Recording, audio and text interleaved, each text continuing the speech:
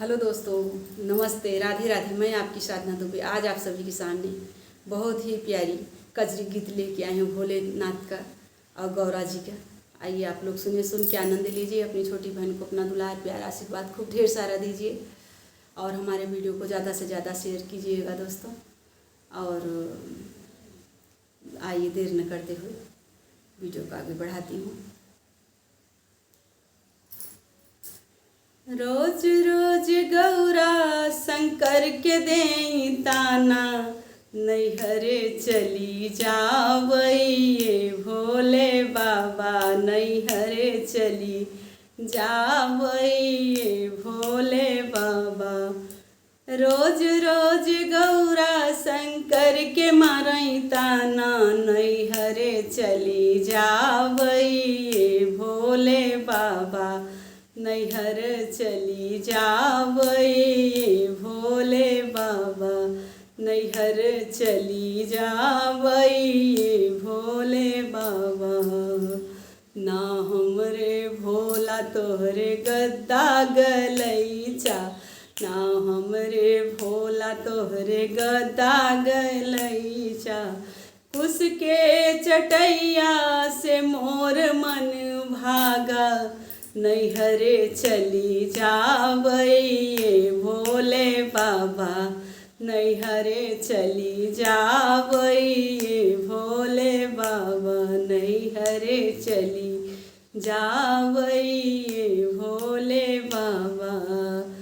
ना हमरे भोला तोहरे महला दू महला, ना हमरे भोला तोहरे महला दू महला। महला दू महला हो महला दू महला, ना हमरे भोला तोहरे महला दू महला। पर्वत पहाड़िया से मोर मन भागा, नैहरे चली जावइये भोले बाबा, नैहरे चली जावइये भोले बाबा, नैहरे चली जावइये भोले बाबा। ना भोले तोहरे गैया भैंसिया, ना भोला तोहरे गैया भैंसिया। गैया भैंसिया हो गैया भैंसिया, नंदी बैलवा से मोर मन भागा, नैहरे चली जावइये भोले बाबा, नैहरे चली जावइये भोले बाबा। गौरा जी शंकर के मारी रही ताना, नैहरे चली जावइये भोले बाबा, नैहरे चली जावइये भोले बाबा।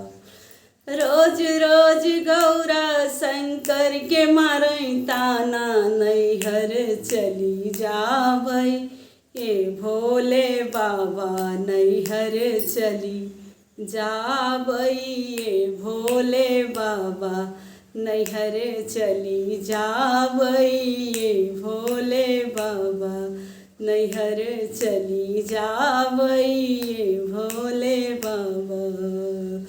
ना हमरे भोला तोहरे घर परिवरवा, ना हमरे भोला तोहरे घर परिवरवा। घर परिवरवा हो घर परिवरवा, भूतवा परेतवा से मोर मन भागा, नैहरे चली जावइये भोले बाबा, नैहरे चली जावइये भोले बाबा, नैहरे चली जावइये भोले बाबा।